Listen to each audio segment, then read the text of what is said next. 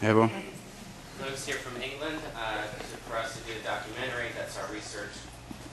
So we followed beekeepers out in Las Vegas, thanks to Doug McGinnis, who from Tropical Blossom Honey, who's here, who set up meetings. We went to the Beekeepers Conference in Las Vegas and had meetings while ships were going around the ceiling. People were throwing beads out. It's very interesting. I got some beads, but I didn't have to do anything for it. Anyway, so we met all the major beekeepers and bee industry people and CCD people, colony collapse disorder, and we got to go through the room where they sell all kinds of bee-related things, not just bee soup and smokers, but garlic that has something to do with bee pollination, or it's like everything, every medicine that is based on honey. It was very interesting. And then we headed out from there to Visalia, California to stay with, thank goodness for my collectors out there, to stay with John and Odelia Davis for 2 nights to sort of decompress and get all of our video dumped on the computer. And then we shot the almond orchards there. And we got into the almond orchards and shot all those. And soon there'll be pollination going on there. But it hasn't started yet. So then we went down to El Centro. El Centro. El Centro, but Mexicali. We couldn't get a room in El Centro, so that's right on the border of Mexico. And then the next town is called Calexico, and then when you cross the border, it's called Mexicali.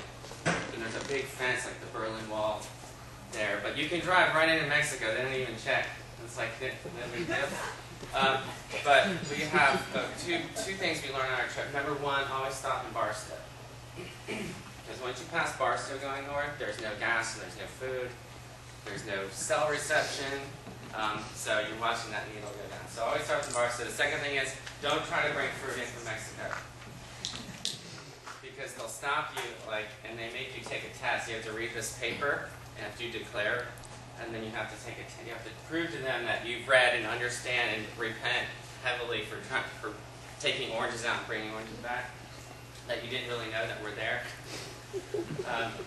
So anyway, we came back in, and then turns out we actually did end up, they confiscated our fruit, then about 10 minutes later realized that we had 2 apples in the bag, so we got that on film, Luke eating a $1,000 apple, because it's $1,000 per fruit.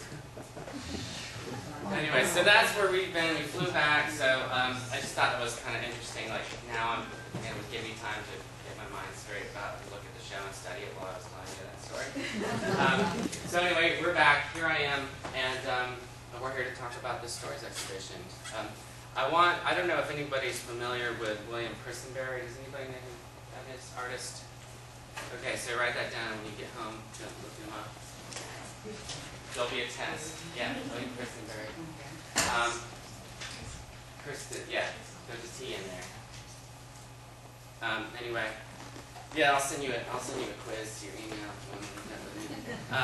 So William Christenberry, he goes back to his home county called Gale County, Alabama, and he goes back there every year, and he takes photographs of the dilapidation of general stores and motels, gas stations, drive-in movie theater screen.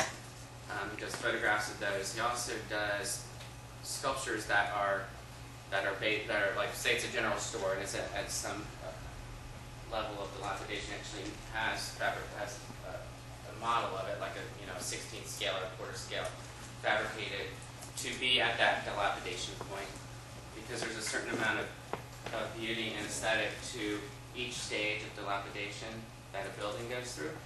And it really reflects also, like in my show here, I've got sort of a stage of dilapidation a human goes through without any setting.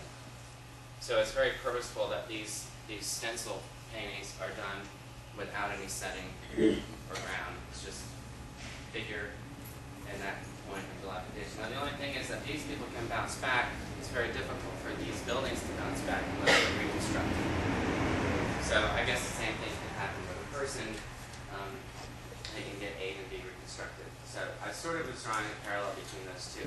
Now William Christenberry, the reason I brought him up is because when I started conceiving this exhibition, I was taking photographs in Daytona. My daughter and son, they dance up at Daytona, so we have to go up there all the time. And my wife and I, we run the loop down on A1A. And so we see these people, we see the people all the time, we see these hotels all the time. So in the fall, I did a book, and it's called Across the Street, and basically it's just photographs of motels, of 1- and 2-story motels that are across the street from the beach, not the ones on the beach. I don't have a huge interest in the ones on the beach, and I'll tell you why in just a minute. But the ones across the street I have a particular interest in, because if you just go into public records for the county, you can see what the value of the building is appraised at right at this moment, and then what the people paid, these mom and pop hotels, what the people paid 3 years ago for a motel. Most of them, like the Lighthouse Inn, I think it was like $592,000 in 2005. It appraises now at $127,000, including the land. The building appraisal and the land appraisal is almost the same as it was in 1983.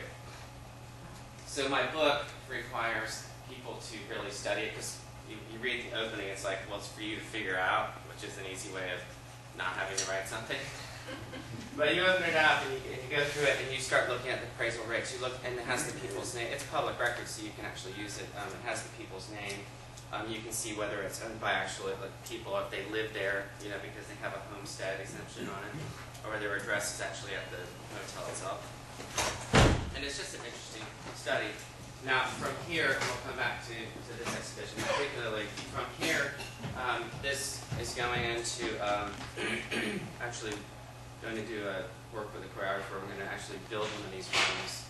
I'm going to stay in some of these hotels and mic the walls during spring breaks and bike weeks and whatever, and then record it, and then the sound will actually be constructing a room made out of elements of 5 different motel rooms that I stay in. And then the sound will be mixed together and played inside the room, and then the dancers will actually interpret whatever sound is coming something outside. If you just go into one room for one night, you learn a lot about everybody around you.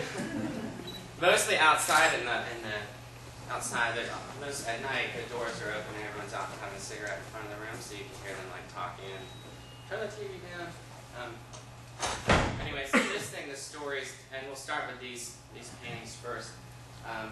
What I did here was I sort of started out with this reverential iconic form, which was just a basic hard edge painting done with measurement. So you see down here. So, and these are all run in order: 1, 2, 3, 4, 5. That's exactly how they're run. I paint them in that order. I mean, I work on them all at the same time, but the completion is 1, 2, 3, 4, 5.